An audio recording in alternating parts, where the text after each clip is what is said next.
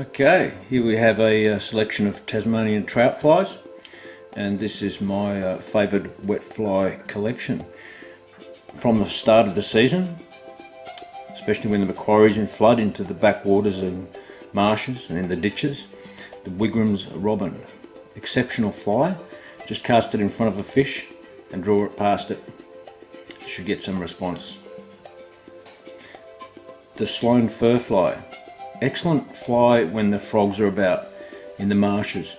Just landing the fly next to a tussock, on the other side of the tussock from where the fish is, often the fish will come charging around.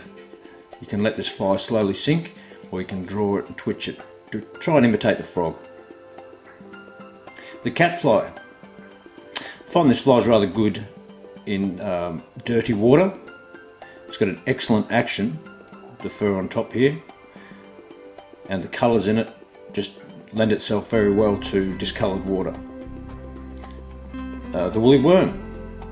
This one's been tied with quite a stiff hackle, which helps it avoid collecting weed. It does have some weight in it, a little bit of lead wire, and it's got a rabbit fur tail. So the rabbit fur tends to pulse as you draw it.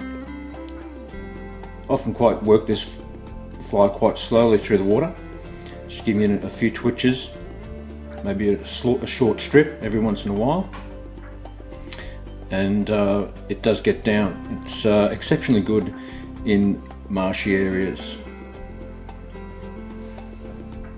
Moving on down to these guys.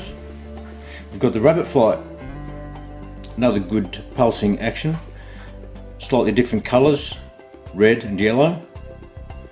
This is a really good fly. I find that a lot of the time I strip this one a few feet at a time. The mud-eye. Now this guy sits just under the surface of the water. It's not really far off of being an emerger, if you like.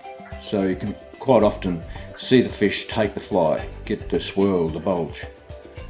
Once again, mud-eyes move in a fairly slow manner, a few inches at a time, so short strips can work rather well. Mud-eye migrations tend to occur on evenings that are likely to be a good day the next day. So depending on the water, elevation, the mud-eye can be an exceptional fly to have in the box. The green machine, Billy Beck's green machine.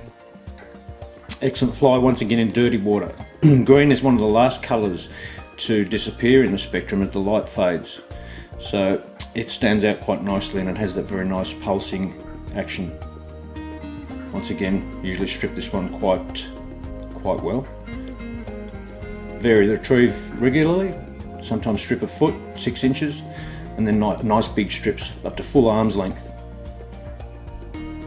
Wouldn't want to be without a damselfly imitation in the box. As the waters warm up, the damselflies really get going. They can occur in their thousands and millions up in the lakes, and there are a lot of damselfly nymph in the water in the beginning part of the season, into the spring and into the early summer.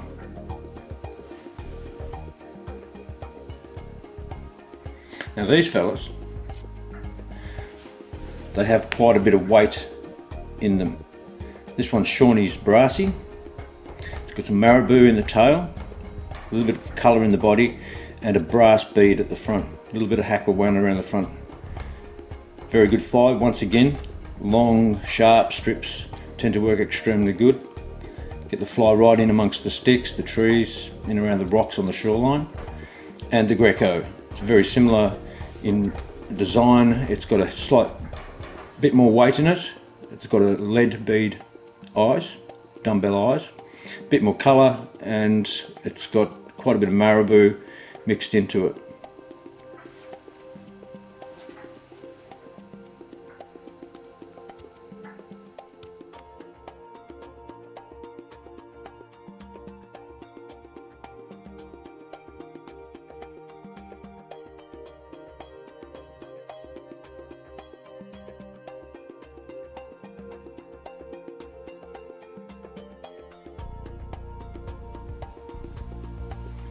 Next in the series of Tasmanian trout flies, another few favourites.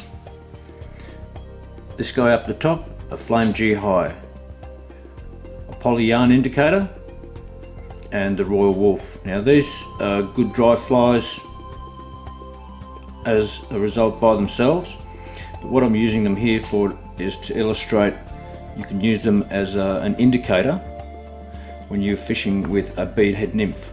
So for fast water, in the riffle, you've got various sizes, size 12, 14 and 16 in the beadhead nymph, and they're generally modelled around a pheasant tail nymph.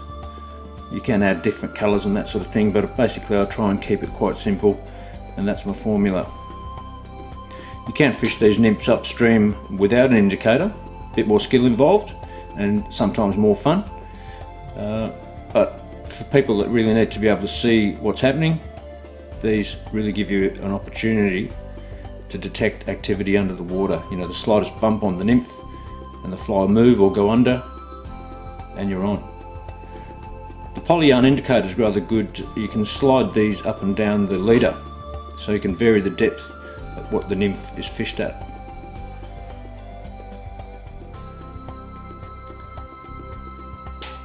Okay, another group here, we've got the stick caddis.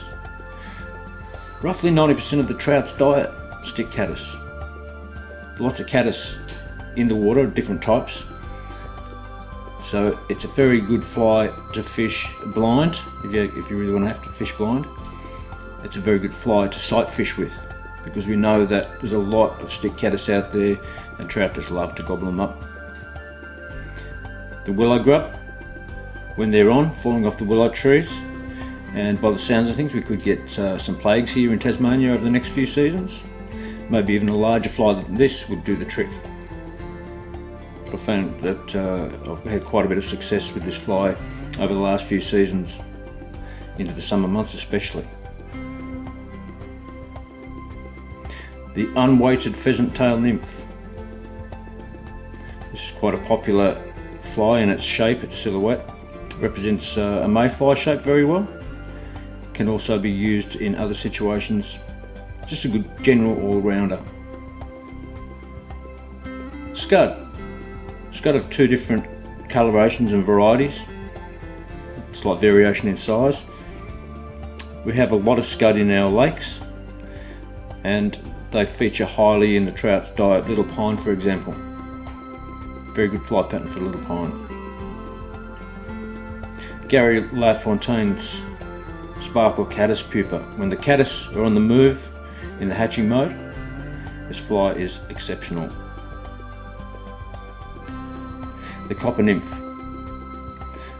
Fairly small nymph, this is a size 14, and there's a little bit of copper wire wound through the dubbing to give it the desired amount of weight. So you can vary the amount of sink rate according to how much weight you put into these nymphs. The peacock and black, excellent fly when the snails are about. Snails vary in size and coloration, but the peacock and black, tied in a variety of sizes, is an exceptional fly to carry in your fly box. The stonefly nymph. In August, September on Brumbies Creek, when the stonefly start to move, that's the real first dry fly activity, but most of the fish are chasing those nymphs that are scurrying around. So it's very grey in colour and around the actual size of the natural.